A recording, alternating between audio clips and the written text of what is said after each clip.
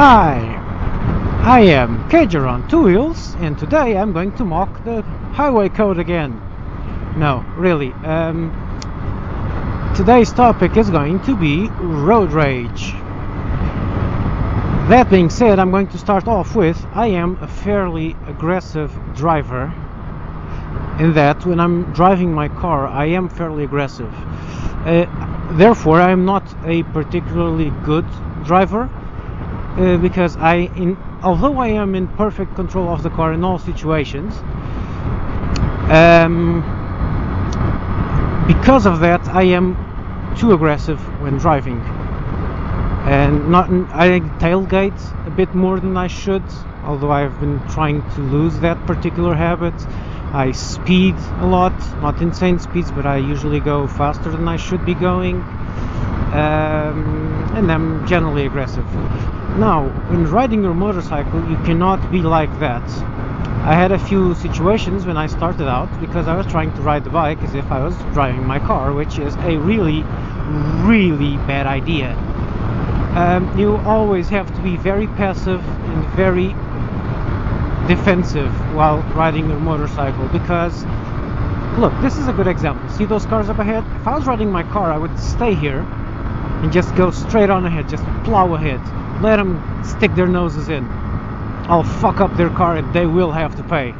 On a motorcycle it is different. I have to do what I just did, because if they don't see me, and they're likely not to see me because you become invisible when you're on two wheels, and they just decide to jump out in front of me, which has happened loads of times, and if I manage not to dodge in time, they are going to get, I don't know, 300 euros worth of damage to their car, 1,000 at most, and I'm going directly to the cemetery. Yeah, you can die on one of these little bumps, because if you are ejected onto the center lane here, the guy on the center lane is not even going to have time to think about braking. He's just going to run you over. For example, this guy here, he's in a rush to stop, so I have to let him go. You have to be very, very defensive. Sometimes you feel like a pussy riding, but it's either that or the morgue. If not the morgue, at the very least the hospital, because any fall at 80 kph is going to hurt like a bitch, and you're going to spend money on your bike, on your helmet, on your gloves, on your jacket, on your pants, on your shoes. Everything gets wasted. So yeah, another detail about road rage is that, and this I only found when I started videotaping everything I rode, every time I rode, actually not everything, is that your perception of an incident is not what really happens. Confused? I'll explain. At the end of this video I'll try to either put a link now, or I'm going to, at the end of this one, put a little clip of a little situation I had a few days ago. I was 200% sure that it was the cab driver's fault, that he just tried to run me over. After reviewing the incident the first time, yeah, that was right, that was the cabbie being crazy. But the second time I reviewed it while editing, I went, hang on a moment, and then I rechecked it, and lo and behold, it was my fault. Why? Because most of the time, most of crashes that happen, and you can see these on those insanely hilarious Russian dashcam videos, people don't even brake, they just plow into others, and you go, what the hell were they thinking? That's simple. That's because you're not spending, and you should not be spending, 100% of your time looking ahead. And generally when people crash is because when the car in front stopped, it coincided with the moment they were checking their mirrors, and that is an operation that takes a while, and in that little while the accident happens. Many times it's just that simple. And that's why the figures, the official figures for reaction time, are usually in the second. They're measured in seconds, like 1 to 3 seconds, because it takes into account that particular factor, that you're not always paying attention to the road. You can't. You have to go look down at your speed. You have to look back into your mirrors. Let's say you do a shoulder check. Now let's just time that. That's 1 whole second. That's the distance between this sign in this junction, and that's enough to make you crash. So when you think some guy did some idiotic thing, sometimes it's not quite like that. I've lost count of the amount of incidents I had, and I came home and thought, okay, that's going to be awesome footage. That guy is a complete dork. And I was pissed the whole way. I was furious at that guy, and I look at the footage and I go, oh shit, that was 100% me. And that happens quite a lot. So whenever you think the other guy's an idiot, think well if you weren't distracted by something at that time, or if, as it happens and as you have done, the guy simply made an honest mistake. It happens.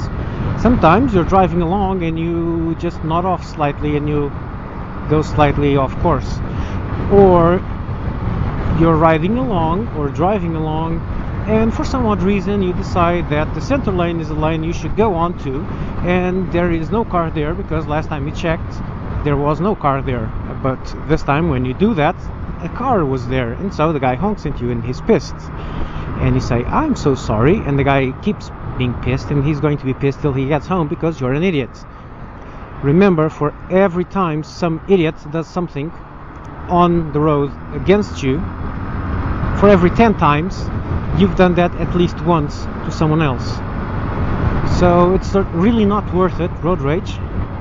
It's a really stupid thing to have road rage, because we all make mistakes, except in the obvious cases of blatant disregard for everyone and everything.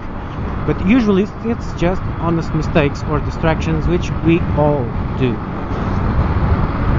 And then it comes to a matter of mathematics. I have passed, just from the start of this video, what, 500 cars? I have crossed or have been near 500 cars. Of those 500 cars, none have done anything wrong. Now, if one of these goes wrong, does something wrong, that's 1 in 500 cars that has done something wrong, and I am only going to remember that, and I'm going to think all cagers are idiots. No, 1 in 500, which is actually quite a small percentage, or even less. And it's that, and if everyone does one mistake per day, that one mistake is going to be witnessed by like 200 people. So it gives the impression that people are making mistakes all the time when they're not. They're actually quite good at driving, but you cross so many cars that the chances of you seeing someone doing something phenomenally stupid are relatively high. And that's what I call something phenomenally stupid, by the way. Lane splitting at those speeds. Hey, look, 125. So yeah, that's it, road rage. Just don't, it's just not worth it. Oh, one last detail.